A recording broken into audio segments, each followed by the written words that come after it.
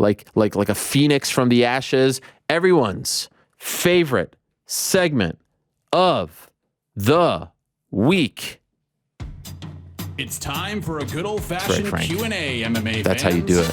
That's how you produce, Frank, right there.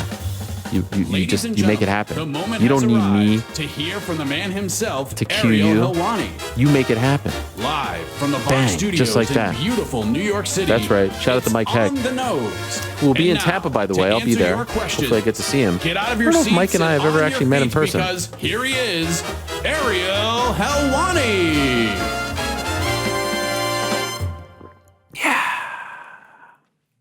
That's good stuff right there. All right, guys. Thank you very much, Frank. Thank you very much. Great camera cutting there from Tucker. Oh, Yule log edition? I mean, this is great. This is just, I tell you guys, no cap. As I put my shoes on here, as I get geared up for these questions, I'm waiting for some good questions. I tell you guys, I'm a huge fan of Christmas. I love Christmas.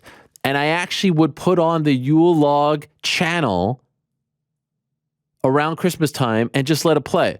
Now, in my household right now, it's only Christmas music. We fire up the Alexa. Big fan of Charlie Brown Christmas. Hit me with some Charlie Brown Christmas, if you will. No, we can't play that. Big fan of like the old school Frank Sinatra, the Bing Crosbys of the world. Big fan. Love it. I actually, as a youngster, bought the Time Life Treasury of Christmas and would play the multiple disc set in July. No cap. July, I would play it. I love Christmas. Love everything about it. Love what it represents. Love the good feels. Love everything about it. Christmas Day, NBA. I got to work 2 NBA games. Think about what that meant to me. Wow, look at that. You guys are just going crazy now. This is beautiful. I love this. All right. We got the Yule log. I feel cozy. I got my Virna Janjiroba hat here. Can I get like some hot cocoa? Can I get some marshmallows? Guys, gather around the Yule log. Let's answer some questions. Let's have a good time here. Oh, this is wonderful.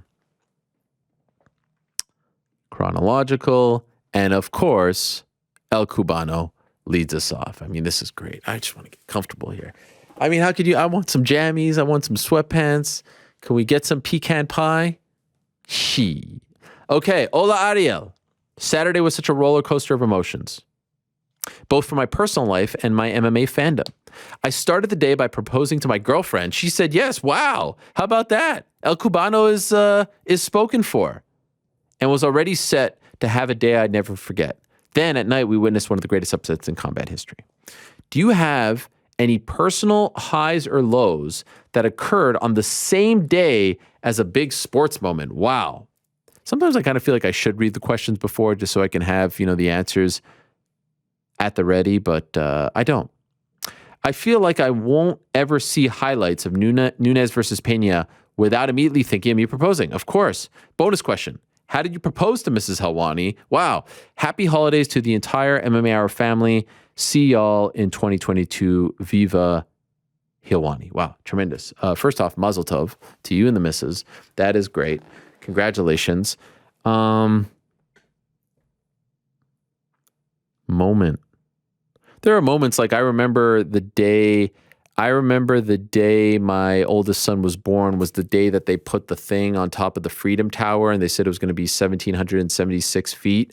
Because I remember CNN was on in the delivery room and I was kind of watching it to get my mind off of all the stuff going on. So I'll never forget that. My wife loves when I bring that up because she thinks I wasn't locked in. But I was just, I was trying to give her space. I also remember that night the Heat beat the Knicks in a playoff game and Amari Stoudemire punched the glass where the fire extinguisher was and broke. No, he didn't break his hand, but he sliced his hand and then he didn't play. That was a bit of unfortunate. Also, a couple days after I became a dad for the first time, which actually happened 2 days after Derrick Rose tore his ACL, the UFC on Fox 3 event took place at the Meadowlands at East Rutherford in New Jersey. And I remember working that show. My mom and sister attended, which was kind of cool, which was very cool. I actually think, did they meet New York Rick at that event? They might have. I would ask him, but he's not here.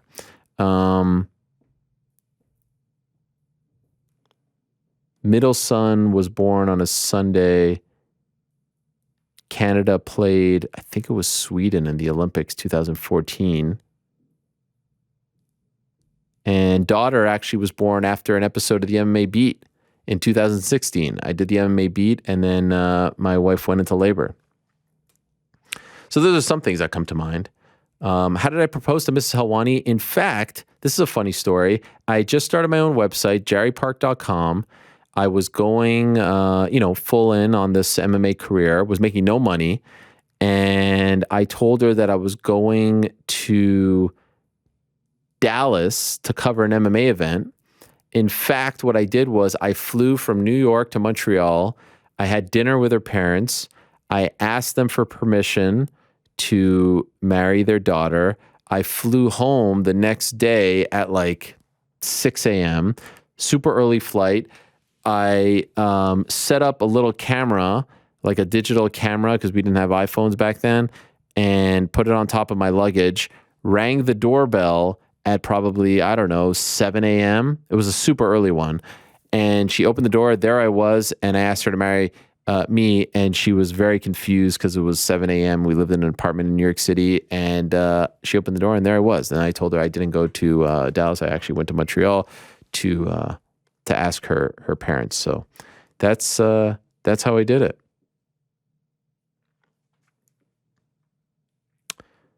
Okay, let's see. Congratulations again. McBean, fun factoid about UFC 269. It's only the second time where a fighter not on the card took more damage than... this is a stupid joke. All right, here's McBean. Ariel, I placed a bet on Pena and won big. To put in perspective, after I collected my winnings, I was able to purchase 2 boxes of each flavor of Uncle Chael's Magic Spoon cereal and still have cash left over to stuff into my burnt titanium ridge wallet. On a serious note, I don't get the joke. Do you think Amanda Nunes goes straight into a rematch or defends her other belt as a tune-up fight? I think she'll go straight into a rematch. Straight into a rematch. Brett K, a.k.a. Michael Cera. No question this week. Just wanted to say thanks for another great year of content. And an even bigger thanks for helping bring together what is, in my opinion, the best community in all of mixed martial arts. Happy holidays to you and your family, and I hope you get to enjoy a very well-deserved rest after the Showtime gig this weekend. Thank you. I appreciate that. Going to Tampa tomorrow. Hopefully all goes well. And then a couple of weeks off. But I'll still be around. You know, I never really go anywhere. Ariel, what is the most culturally significant, and thank you very much for that. I really do appreciate it, Brett. You're great, and appreciate your friendship and loyalty and support. Ariel, what is the most culturally significant event in televised MMA history? Wow. Culturally significant event. Golly. That's a big one. Culturally, geez. Well, I feel like Royce Gracie winning UFC 1 was a pretty damn big moment because it showed that jiu-jitsu does work for the Gracie families, for that community as well. I feel like UFC 205 was a big moment because it was at MSG and it was the Conor moment. I feel like Conor knocking out Aldo was a huge moment that reverberated around the sports world and also the world. I feel like UFC 100 was big. 200 felt a little flat because of all the stuff that happened. 100 felt bigger because of Brock. I remember watching PTI on the Monday after 100, and Kornheiser and Wilbon were debating, like Brock and the way he looked on camera. I remember that and feeling like, wow, UFC's blowing up. 2009, this is huge. I feel like Kimbo fighting on CBS the first time was a pretty big deal. Mayweather and McGregor felt like the world was watching. GSP fighting at 129 in Toronto was a big deal for Canadians, at least. Anderson fighting back in Brazil was a huge deal at 134. Those are a few that come to mind. I don't know if there's one. Televised MMA history, maybe UFC on Fox 1. What's bigger than that? Like 10 million people watched. Matthew, how do you go about booking guests? Do you do it personally? Thanks for the great work. Welcome home. Thank you. This show's been on since 2009. I'm the only person to ever book a guest on this show. Now, is that common in the world of media? No. I think GC would tell you that. I'm a little crazy. It's definitely the toughest part of the job, if I'm being honest, but it's also the most rewarding part. Like, there's nothing better than this moment where I had 5 big names on the show. I was worried that they wouldn't show up, this, that, and the other, and they all showed up, and now I could just sit back and be happy and content and have so much gratitude and appreciation that they actually came on and showed up on time. Like, how many times are they late? How many times do we get no-shows on this show? I think since we came back, we had 1 no-show, right? Someone no-showed. Oh, it was Cesar Gracie, for God's sakes. That's it, since we came back. How many late people? So I get emotional after the shows because I don't know how to properly express just how appreciative I am that these people would actually come on the program and talk to me. It's a crazy thing. It's a beautiful thing that I love doing it. And so it's tough. Like Saturday, Sunday, the pay-per-views are tough because there's the biggest moments and there's Pena winning and all this stuff. And Sunday's tough to track them down and to get them to agree and the time and this and that. And, oh, they have other stuff and all this meshugas, as they say. So like I get really nervous, but it all works out. I probably put a little too much pressure on myself, but I think that's what leads to a great show. Hello, Mr. Helwani. The new fans need to know that you are a great dancer. Yes, I am. Don't believe me? Go find Ariel's 1 million Amelie dance. Amelie. Yes, when I broke the million mark on Instagram. Oh, you guys can see that I have my jeans really high up here. Yes, just getting comfortable. Yes, that was good. I did the old Millie dunk on all the haters. We need to keep the show G-rated. Amelie. Top of the morning, Ariel. Alex says, with another highlight performance and now a number 13 ranking in the bantamweight division, how far do you see him going? I believe, and as Angie writes, yes, he's talking about Sugar Sean O'Malley, but he doesn't write who he's talking about. Can he really give a good fight to the top of the division, guys like Piotr? Also, do you have one fight that you would like to see for him? I personally would love to see a Corey Sandhagen fight. Not next, of course, but maybe a few fights down the line. Happy New Year. I believe, yes. Sean O'Malley's talking about. That's a good question. By the way, what about Katie Taylor shouting out Sugar Sean O'Malley? How cool is that?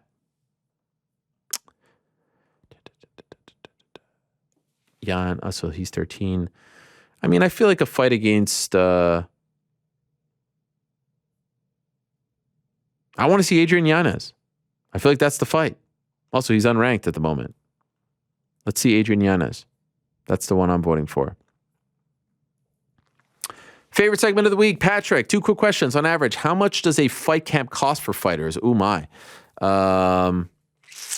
And are they responsible for flights and hotels for the corner for fight week? So the UFC does provide, first of all, more often than not, it's like coach. It's not the best. And they usually provide, I haven't checked in on this in a while, but it's usually been like 1 and then a second hotel room. Sometimes they all have to bunk up.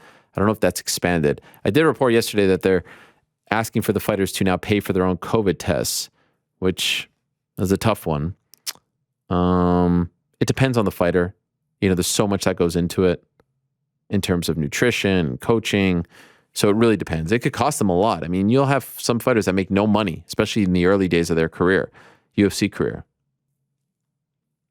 And I know some fighters who will pay to get the upgrade, will pay to get that other hotel room. It's not easy.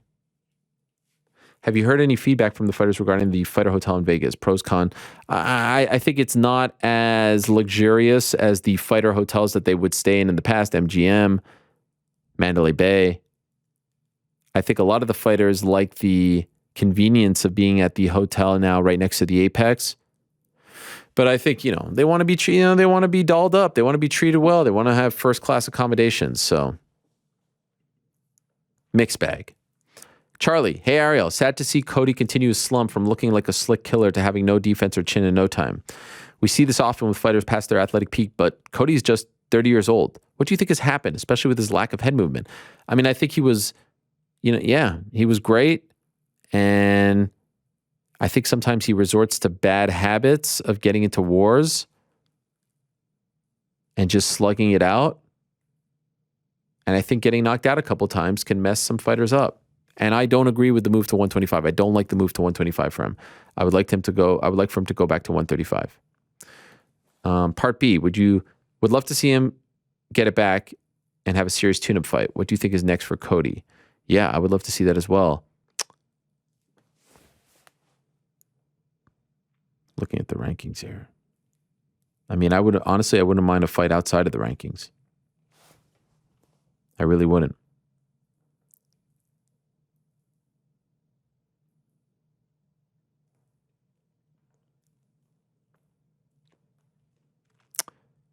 Like, I wouldn't mind a fight between him and Julian Paiva. Paiva's a Team Alpha Male guy. Song Yadong as well. Like, those kinds of guys. Jimmy Rivera, I don't think he's in the UFC anymore. So it doesn't have to be, just get the mojo back, get the confidence back, build yourself back up. Doesn't have to be a name. Just build yourself back up would be my advice. Ariel, my friend, from Carmine.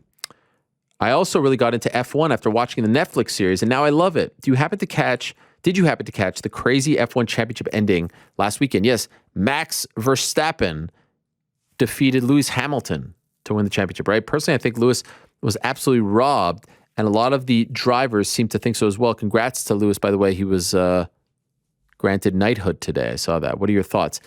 I'm not going to pretend to be an expert on all this. I was talking to Srinivas, our guy in the back over there. I don't think he's there right now, but he helps us tremendously with a lot of the tech stuff. He's a huge F1 fan and a big Lewis Hamilton fan, and he said that he was screwed. So I'm going to take his word for it.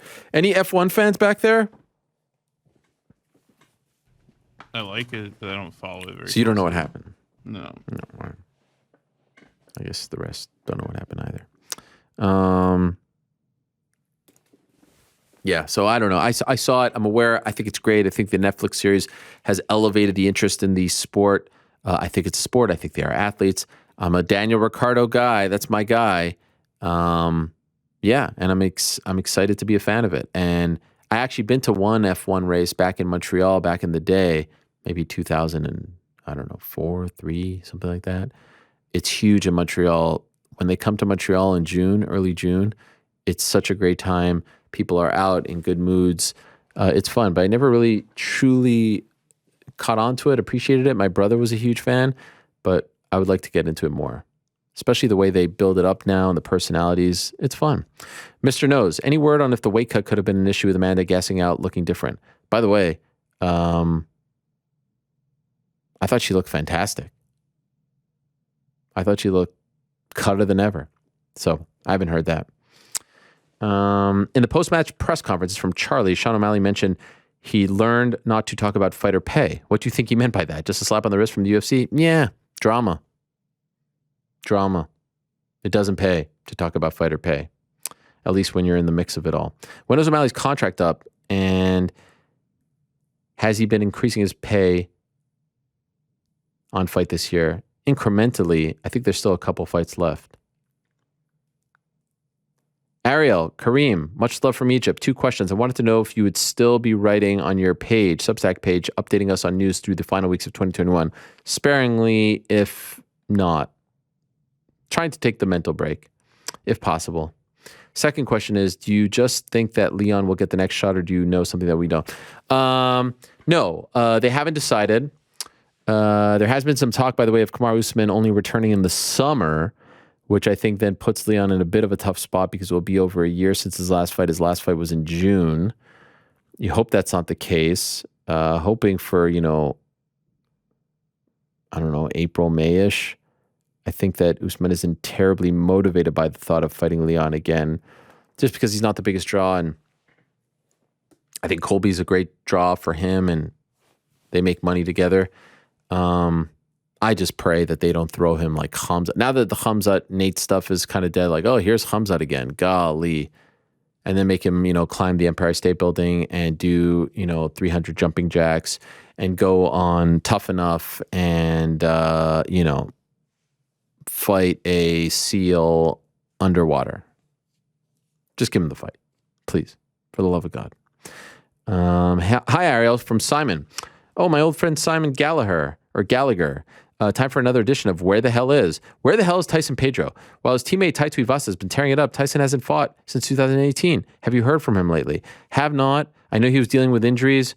I presume that's the issue, but I haven't checked in with him recently, if I'm being honest. From Zach, my good friend. Good morning, Ariel. My question this week is about Claudia Gadelha. Where the hell has she been? Yeah, that's an interesting one. It's been over a year since she last fought, and looking at her Instagram, she looks more like an Instagram model now.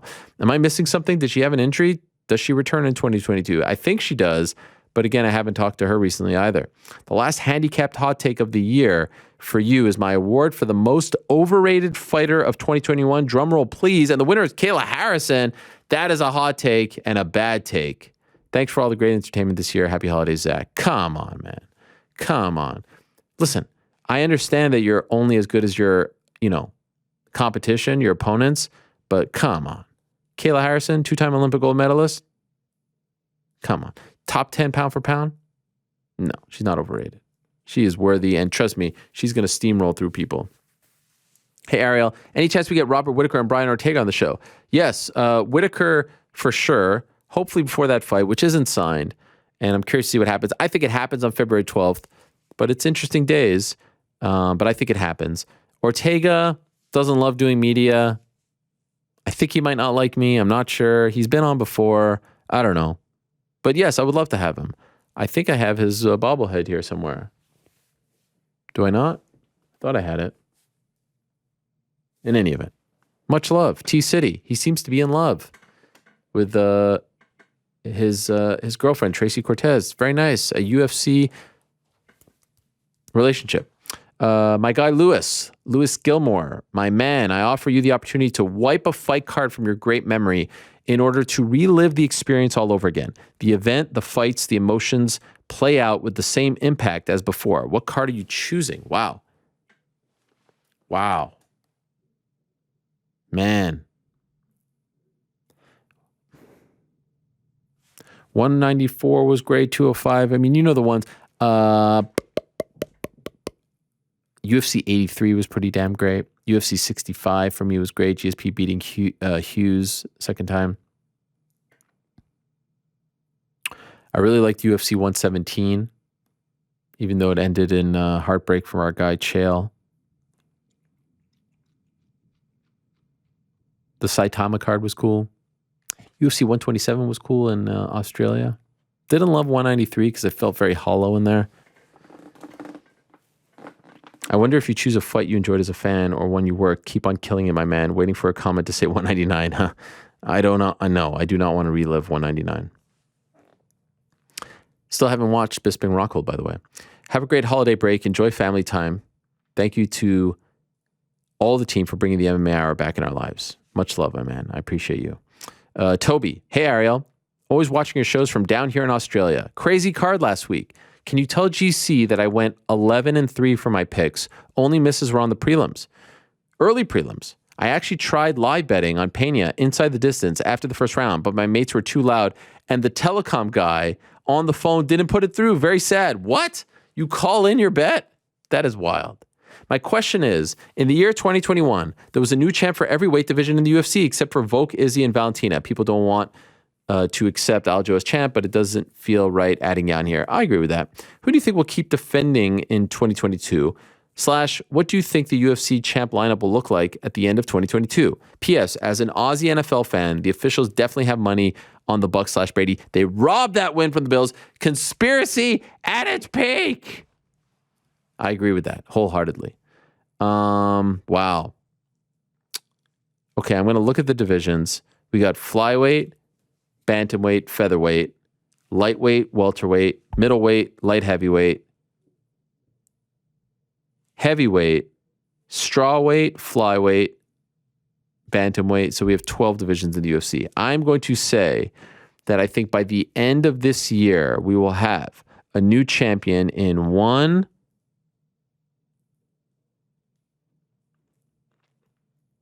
2, 3. I'm going to say 4. We'll have 4 new champions at the end of the year. How about that? Now it's up to you to decide which divisions I was talking about. That's a weird noise, not going to lie. Jordan, hey Ariel, is it frustrating when you're doing an interview and a fighter is multitasking and not paying full attention? It's a bit of a bummer. There are a few things that are bigger bummers than when I'm like, all right, let's send it to the Zoom machine and welcome in our next guest. And it's like, in the car, womp womp. Let me tell you something. If you want to know what's going on in my head, because they don't, no one tells me, and that's fine. If you want to know what's going on in my head, when they cut to that shot in there in the car, it's like, that's what's going on in my head. Bad connection, bad this, bad. Like you want someone locked in. I mean, look at Katie Taylor, the patron saint of Ireland, coming on, great connection, quiet, nice room. We're locked in, right? You can't be sitting here in front of me, like Ian Gary or Becky Lynch, but we're locked in, right? Dustin, locked in. Boom, look at that shot. And when you're out and about, you're doing things, not locked in. Not locked in. Lewis chimes in, not to McBean the thread, but Ariel's pretty great at calling that kind of thing out. Yeah, to a degree. It's worse when the interviewee doesn't drop the gimmick or match the energy, aka Sasha Banks at Survivor Series, to name one. I'll tell you guys this right now. I think my least favorite interview of all time was when I interviewed Sasha Banks before Survivor Series. Just wouldn't drop the gimmick, wouldn't give me anything. And it's like, come on, man. Come on. You've got a great story. Like, this isn't Friday Night SmackDown. Could we just actually have a real conversation or what? It was weird. That was a weird one. My friend Alex, last year when you worked the Christmas Day game, what was going through your head when Kyrie said it was just another sparring session for us? Had to be because you're an MMA guy, right? Had you met him before? Have a nice break. Happy New Year. See you in 2022. I never met him. I saw a lot of people say, oh, of course he said that because you're the MMA guy. I think it was a total coincidence. It would be awesome, but I think it's a total coincidence. Also, he couldn't see me.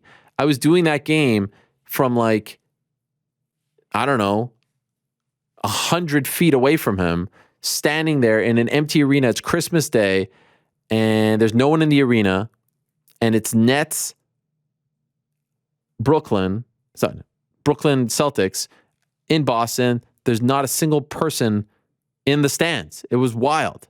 Casey Jones passed away that morning. I drove from my home to Boston 4 hours, got back in the car and drove home. It was my first time leaving. Yeah, that was crazy. But honestly, I don't think he said that because I'm an MMA guy. It'd be cool, but I don't think so. Will, first of all, got to give credit to the year that both Juliana Pena and Rose Namajunas had. But we all know the real female fighter of the year is the legend Virna Jandiroba. Yes. My question is, assuming everyone has already said yes, what would be your dream 6-person interview lineup for the MMA Hour? Oh my gosh, what a question. I don't know if I could do that. It's a great question, but can I do that? Like, who are the biggest names? Oh, let's get Conor in there. We'll get Khabib in there. We'll get George in there. We'll get my old friend John Jones, DC, Chael.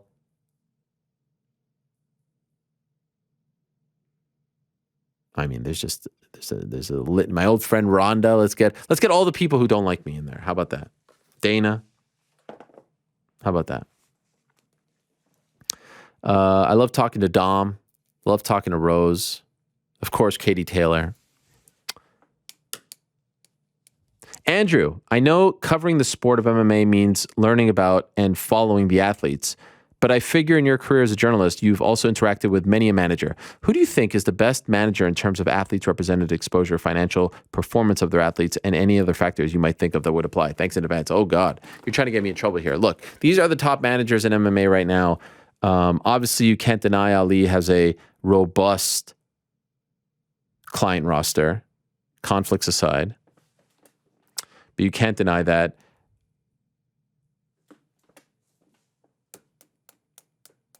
Lloyd Pearson, Vayner, tops.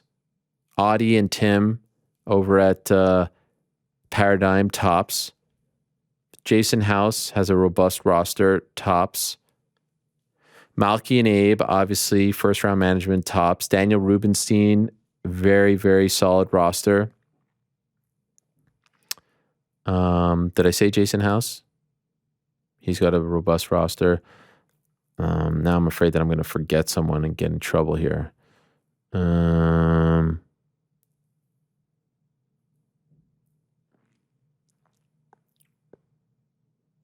know I'm forgetting someone, and I'm going to get crap for it. Why did I do this?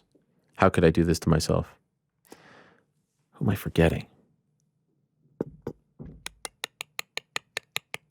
Oh, Markel just did that deal with, with Eagle FC. for Kevin Lee. There's a lot of great managers. I can't pick one. They all have their strengths, weaknesses. MMA's in a solid spot. The one thing I would love to see is the managers come together. Oh, George Guimarães in Brazil. I mean, there's just a ton. Thiago Akamura, Virna's manager. Trying to see if I forgot anyone. Oh, there's Zinkin, Zach. I think that Tiki, Rob Rivetta, Casey saying Ken Pavia. Come on. Thanks for the help. Not anymore. He was. I think that if the managers got together, the fighters would have a lot more leverage. It's hard to get 500, 600, 700 fighters on the same page. It's easier to get 10 managers on the same page, I would say. Okay, we continue to roll on here. I know... no. Hey, Ariel, loved your work with Paul Pierce recently. How do you rank the teams in the East? Who's got a real chance of contending with the Nets Bucks? Oh, my. I think that the Bulls are doing pretty great. I think that the Hawks have a solid squad. I think that the Knicks are disappointing and underachieving at the moment. I think that the Miami Heat are going to be a tough out. I think that the jury's still out on Philly, but they'll be in that mix. I think that the jury's still out on Washington and Charlotte. And of course, New York Rick will be very upset if I don't mention the Cleveland Cavaliers, who I do think will be in that top 10 mix. I don't know if they will stay at number 4.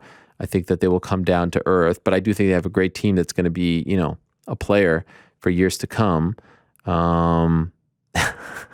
He just slacked me. You better come correct right now. Yes, no, I'm giving love. They're a good team. Mobley, Garland, best team in the East by all metrics. I mean, relax. Brooklyn, Chicago, Milwaukee, Cleveland's up there. It's a great story. Knicks are disappointing. Raptors are kind of on the outside looking in. Pacers, Magic, Pistons are all in rebuilding mode, and I wouldn't be surprised if the Pacers blow it up, which is disappointing because I think they had, some kind of foundation, especially with Sabonis and Oladipo at one point. Charlotte is missing a few pieces. Philly, if they could pull the trigger on a Simmons deal and get someone big, obviously becomes a bigger player. But I would say right now the top 2 are obviously Brooklyn and Milwaukee. I think Chicago is doing great. They're in the mix. Miami's in the mix. And I would put Cleveland and Philly. Washington, Boston's not going to be in the mix. I think Atlanta's kind of underperforming, if I'm being honest. Sorry, GC, but I feel like they should be doing a little better.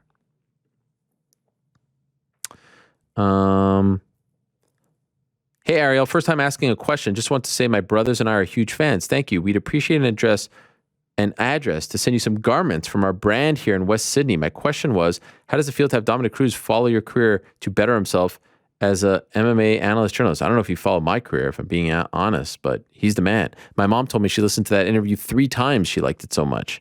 He's just a thoughtful guy. Introspective. I like it. Hello, Ariel. One of my favorite parts of UFC pay-per-view fight week is Israel Adesanya's reaction videos. Couldn't agree more. Best thing. Love him. Shout out to his brother who produces them for him. His YouTube page is great, especially when he's watching a teammate or friend fight. Couldn't agree more. It's incredible. Are there any other fighters or former fighters putting on content that is anywhere near as good as Izzy's?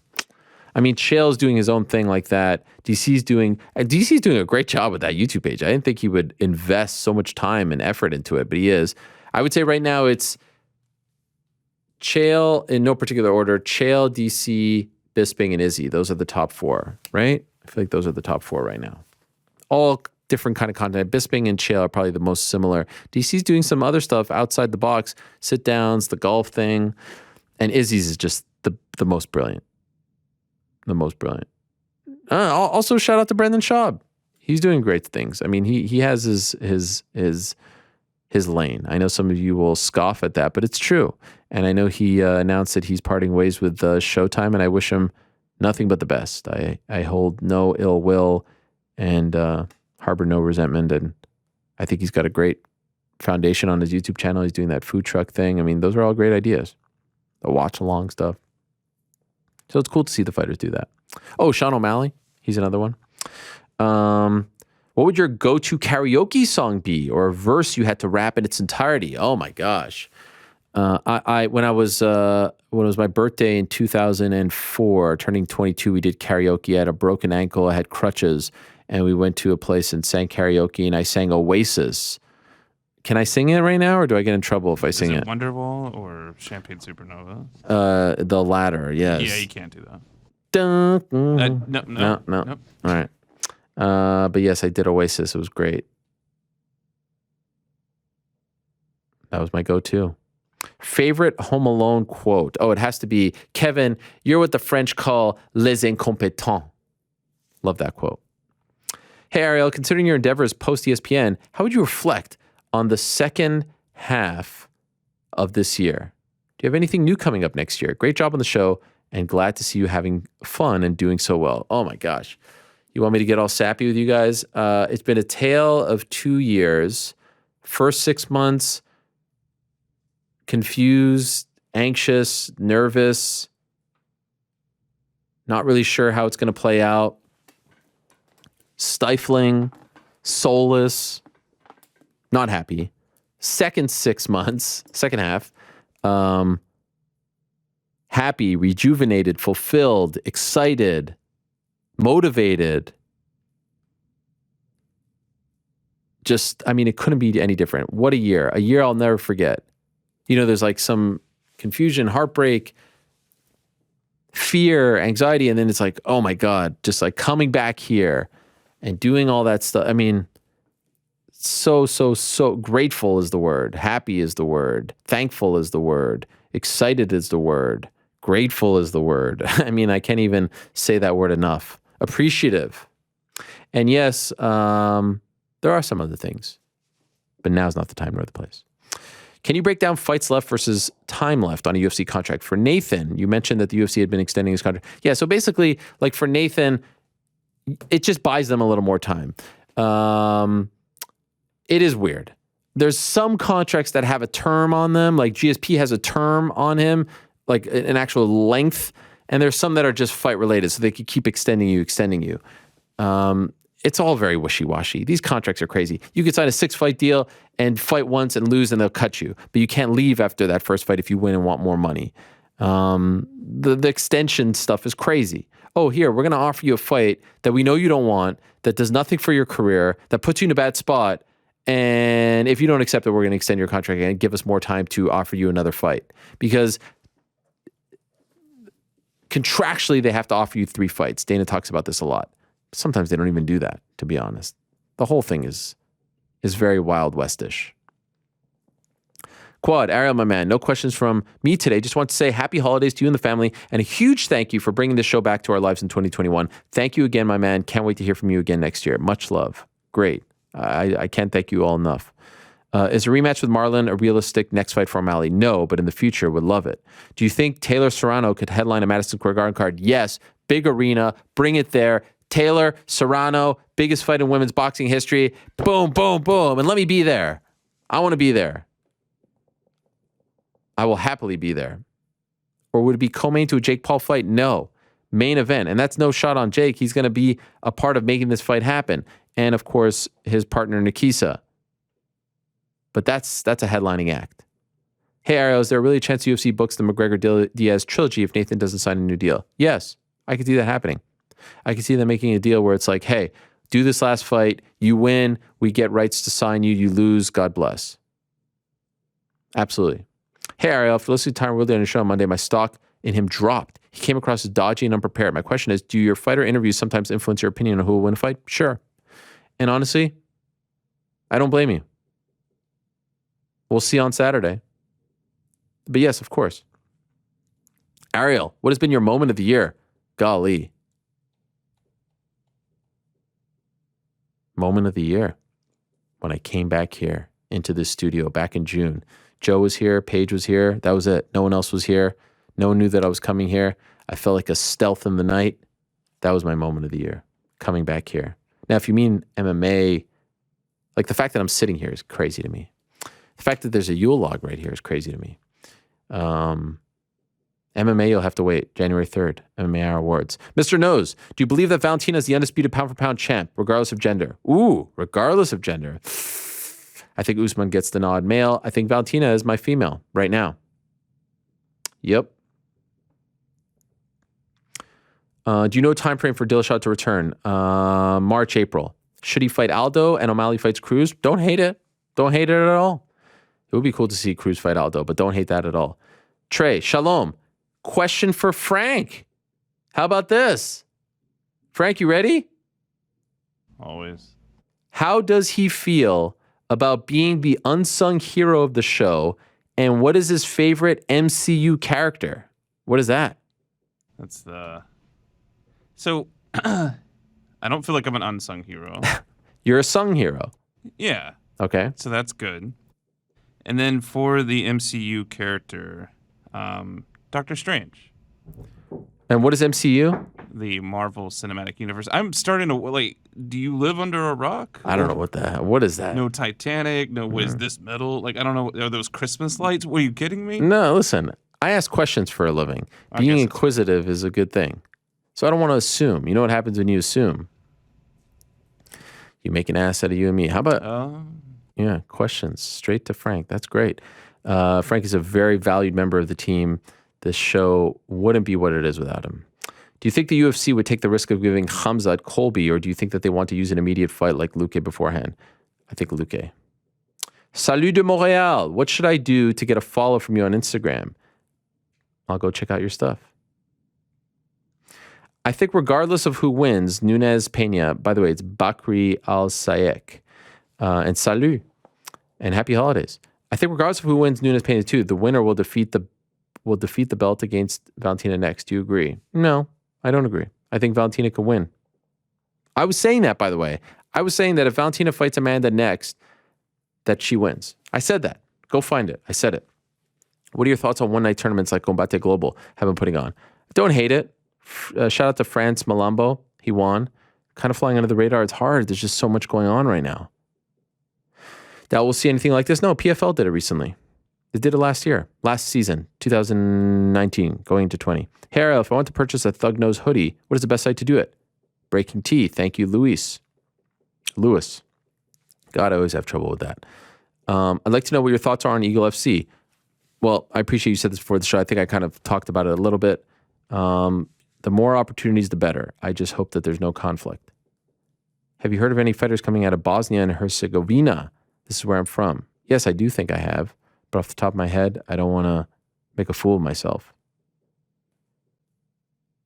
Hola, Senor Helwani. Priscilla Cachoeira was definitely out of line with the attempted eye gouge. I agree. Does this action warrant severe punishment, i.e. lifetime ban? Well, Daly didn't get a lifetime ban. From the UFC, it is kind of dirty, if I'm being honest, but Daly didn't get a lifetime ban from the sport, neither did Paul Harris. They just got released. You know, I don't want to be the one to call for that, but it was dirty, and there should be some sort of sanctioning. Hi, Ariel. It's your old pal VJ from Kamloops. Just wanted to tell you once again how amazing this show is. Congrats on the 11th Journalist of the Year award. Thank you. It's truly, truly, truly deserved. My question, have you heard back from Corey Anderson and Cesar Gracie? I think we were all interested. Oh, yeah, Corey. Well, he didn't cancel. He canceled the night before. I think we're all interested in the Nick Diaz debacle. Never heard back from Cesar. Didn't talk to Corey since he bounced. I think he was put in a tough spot and just wanted to enjoy the victory, and that's fine. I actually think he would come back if I asked him again. What do I think is next for Nick? No idea. Hey, Ariel, I had a cool moment on the holiday in Dubai this week. Ran into Leon Edwards. Hobnobbed with him a bit. Wow. I told him, I hope I don't see him on the London card in March. I agree. And he said they were working on Vegas in March. How about that? So I wanted to know if you had any update on that fight being booked. If it is March, it's only 12 weeks away. I think March is too soon. I think late spring, summer, more likely. Ryan, the Shoey is becoming the quite iconic MMA celebration. As someone who only got into MMA recently, are there any other notable fighter celebrations over the years that the fans look forward to? Thank you, McBean, Black Beast. Sean O'Malley has a pretty good one.